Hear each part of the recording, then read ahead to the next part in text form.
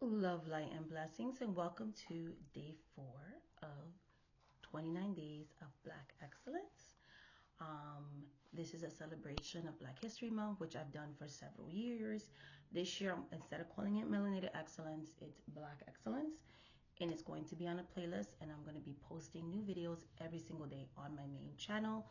If you want to support me, please share these videos, please like, please subscribe, please comment below. That's a free way you could support my videos, and you could even watch the commercials on them. That does help me. And other ways you could support me is by joining my channel and becoming a member. And once you click that join button, it will explain all the different tiers and even has a specific video on there you can watch that explains the tiers and the memberships. And another way you can support me is if you resonate with me and feel like you want readings on your spiritual path, mediumship, spiritual guidance, or regular tarot reading on all areas of your life. I am a predictive reader, mentor, spiritual teacher, all those wonderful things. And I also perform on a full-time basis what you guys would call spell work, rituales, rituals. I do perform those as well, and so much more. And I am a devotee of the ATR's African traditional religious practices. So those are all the ways you can support me. Now, getting to the topic of this video. This video is going to be about the similarities between several of the paths that I personally have been exposed to and have practiced. For example, I have a background in Espiritismo Criollo, which originates, Criollo is very known in Puerto Rico, okay? And they believe in one main God, right? And then they work with the ancestors, the folk saints, in some cases orishas, so on and so forth, right? They may work with different deities, but they have one supreme being, okay? One creator, and stuff like that. Depending on the practitioner, that may vary, but they believe in one supreme being because there is a synchronization with Catholicism. Some people would say Jesus. Some people would say that they believe in the God of the Orishas, so on and so forth, right? So Olondumbare. Same could be said for Santeria. There is one main creator, divine spirit. In some houses, they say it's non-gendered. In some houses, they say it's a male gendered, kind of correlating more with the Christianity about the whole of the old Father God thing. And they have one supreme being, one God, okay? And things of that nature. Same thing could be said for another religious practice I was exposed to, which was Santeria. They believe in Olundumbare, okay? They believe that he is God, okay? And then he has demigods or further extensions of himself that he assigned to daily tasks. Same thing with Espiritismo, that's the saints and everything were assigned to help humanity and the spirits, okay? The mysteries, all right? The mysteries, también misterios, another thing they use, are assigned for the everyday needs of humanity, right? God is kind of doing God things like, keeping the earth going round and kind of more concerned about your spiritual condition of the soul. Whereas the mysterios or these divine beings that are assigned to our everyday life, right? They're going to help us with the mundane stuff. You know what I'm saying? Love, protection, spiritual warfare, protection of family, legal cases, all of the above. Okay, so on your daily lives, your lives of yourself, your loved ones, all the things. So they feel like this, God, these beings are, because some of them were human, just like saints, some of them were human. Some of them have always been divine beings, and it varies, but they all can relate to the human experience because they are imperfect beings. They also have, like humanity, their flaws. So they understand us more than even creator, if that makes sense. And then when we're talking about Haitian voodoo and Dominican voodoo, so 21 divisions or Haitian voodoo, they believe in Buen Dios, okay, or Papa Dios in 21 division, which they believe in some type of superior supreme being, a one God, and then they believe in the like lesser, like demigods, things like that. So we will call them Orishas in Santeria, Loas, okay, or Misterios in 21 divisions, and Haitian Voodoo. So all these religions that I've ever been exposed to, they have always used the term God, and they've always used the terms Misterios, Orishas, or Loa to describe the beings that we work with, okay, the beings that we venerate, that we give offerings to, that are synchronized with the saints but are not the actual saints. So just because you see an image of Archangel Michael in someone's altar does not necessarily mean that that person is actually working with Archangel Michael. There could be a spirit that is housed in there that has nothing to do with that. And it could be Belkan, it could be just a lot of stuff. I was told not to say another thing, so I'm just gonna be quiet. But they could be with other misterios and stuff like that. So I gotta be careful. If my spirit say don't say that misterio, so I'm not gonna say that misterio. But you get the gist of what I'm saying. So buen Dios is buen Dios. Buen Dios is not an orisha, is not a loa, is not a saint. It is the creator of everything that exists. Many different religions, many different cultures, many different languages may call this supreme being, okay, by different names, but it's the supreme being. It's why when I first saw this deck, right, there's so much symbology here. Even though this is buen Dios, right, and a buen Dieu, it's kind of like, how can I say this? There's a homage to even Orishas in this, right? You see the white veil, right? He's the one that, or they, the one that lifts the veil so that you can talk to spirit. Okay? You're seeing the mountains, the obstacles. You're seeing the dog, which I love because even in tarot they have the dog, but I also see the dog as he's opening the way for you to contact the road opener, which is Papa Legba. Papa Legba is symbolized by the dog. You have the sun in the background, okay?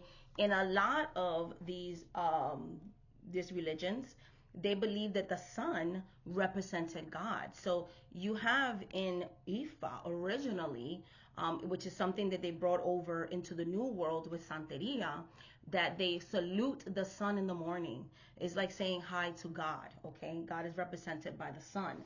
So I love that these symbols, now if the guidebook is saying that or not, it doesn't matter to me. I'm just telling you how it relates to my cultural practices. I cannot validate the guidebook in the spirit box because I don't use guidebooks, so I have no idea if the guidebook is accurate or not. I'm just telling you what these symbols mean to me and in my culture, okay? So this is why I was so excited when I saw God as being the Fool's card, because the Fool card is the beginning of everything. Right? So to me, this makes more sense than ever putting an Elegua or a Papa Legba in the Fool's card, right? Because it's the beginning card in the deck, but some people say it's card 22. So it's the beginning and the end, the Alpha and the Omega, right? What always was. So I really love that. And that's how I interpreted the card when I saw this very powerful imagery. Okay, so this is why I made a video years ago about the gentrification and the cultural appropriation, the way that people have over the years, right? There's this certain thing that I was talking about, racism and spirituality and colorism and all the isms, right? There is this thing where I see people doing now. So to me, witch talk, social media has been kind of a double-edged sword in my personal opinion. And the reason being is because traditionally, these were never called, right? God and goddesses. Like, he is a god, yes. Or they are a god, yes. But the Loas and the Orishas were never, because they did not create themselves. Someone created them, and some of them were human. Human beings cannot be gods, right? So it's just like, it's a whitewashing, or it's okay because in this neo-paganism, right, you have a lot of people calling all these like Eurocentric spirits god and goddesses. It's kind of like that assimilation. And you're seeing it now even in the continent of Africa, people doing it. You're seeing it throughout the diaspora, where they just kind of, they translate things and be like, yeah, because that's what, Western mentality, like they're They're polytheistic, so they believe in multiple gods, and that's fine because Greeks did that, and that's fine. But it's just a disheartening thing when people are trying to basically make things more aesthetically pleasing, right? When they let outsiders into something, when you do that, you take kind of away the power of what the traditions are, right? Our traditions are good enough in the original form. You know what I'm saying? Our ancestors did a lot to keep these religions alive, right? They didn't add Catholicism symbology with the saints to water it down and gentrify it, right? They left it that way to preserve a tradition, right? To hide mysteries within the saints. And the saints relate to each Orisha was meticulously synchronized with saints. There was a lot of thought process. Okay, this saint represents this relates to this spirit in my culture. That is not the same thing as nowadays calling spirits. They were always mysterios, they were always ancestors, they were always orishas olowas. They were not god and goddesses and all these. Everybody's a god and goddess, and a lot of misinformation, a lot of you know foregoing mentorship from a mambo, or foregoing mentorship from a hugan, like, because I have a certain DNA, or even if I'm outside the culture, because I just feel like they call me because I'm so special, and they don't go through the protocols. They don't have anybody to teach them how to set up altars and things like that. That puts you in danger, and this is why we see this uptaking of a lot of people calling the ATRs demonic, because they never had mentors. They did whatever the hell they wanted to do, and they pulled in a false spirit that wreaked havoc in their life. So whose fault really is that? If people told you, hey, there's a certain way you do things, that's why it's a closed tradition. These traditions were always traditions that were meant to be passed down orally, and family lineages, right? And things like that. This is why I'm so picky about sharing too much. This is why I'm so picky about godchildren and all of that, because I'm from the old school thinking. It's not meant for everybody. And I think there's nothing wrong with saying that, because when they started letting everybody in, then you have people that are passing down misinformation, like trying to make it seem like we're polytheistic when we've always been monotheistic. Okay, I've had arguments with people throughout the diaspora over the years. Well, we just call it goddess and goddess. Yes, I have a deck that says, goddesses and all of that. You know what I'm saying? And I still support the deck, but it's incorrect to call them goddesses. It just is. Traditionally, that's not how it is. If you actually are of that religion, again, they're doing that because that's what's in style right now. That's what's in fashion right now. That's what's cool right now. A lot of botanicas, when you go to them, they're very gentrified. You have people dyeing lodestones to make it aesthetically pleasing.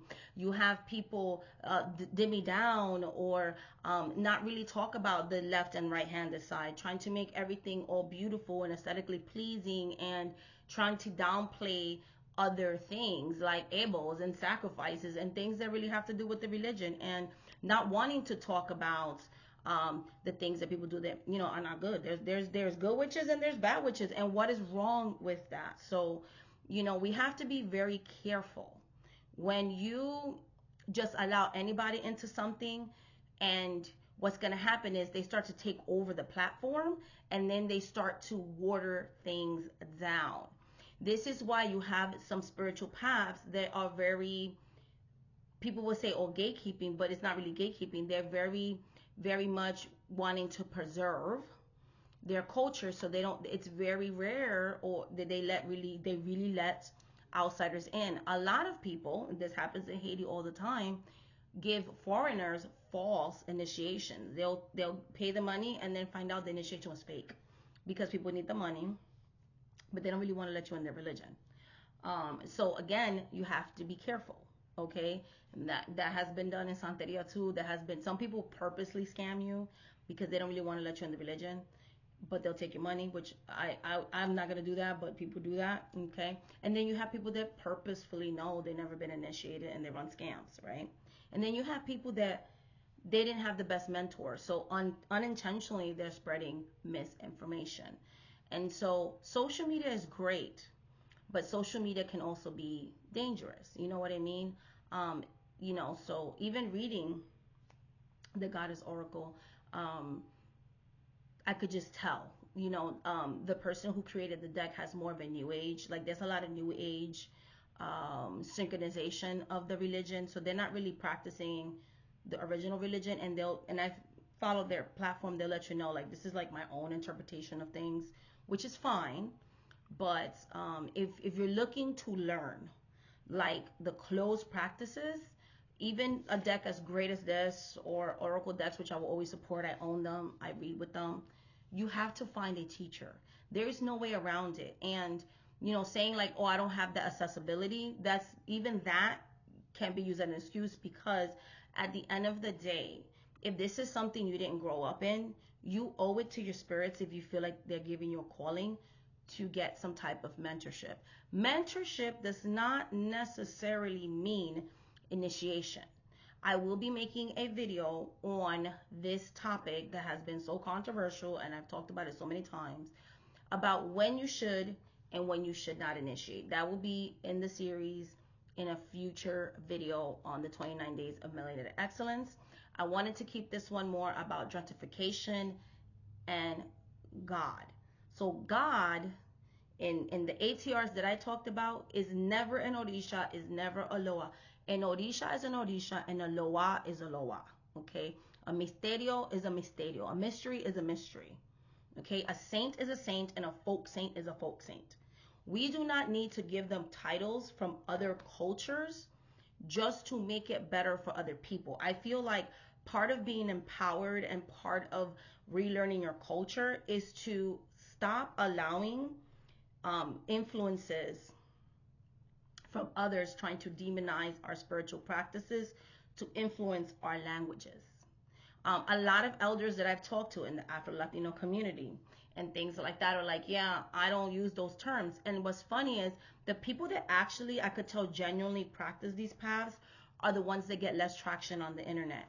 You have the ones that teach false information, that new age everything, that make everything cute, that tell you you don't have to get mentored, that we all are just born as gods and knowing everything, are the ones that get most of the views. But then there'll be the same ones in a couple of years denouncing, oh, I found Jesus, because they were never really in the path.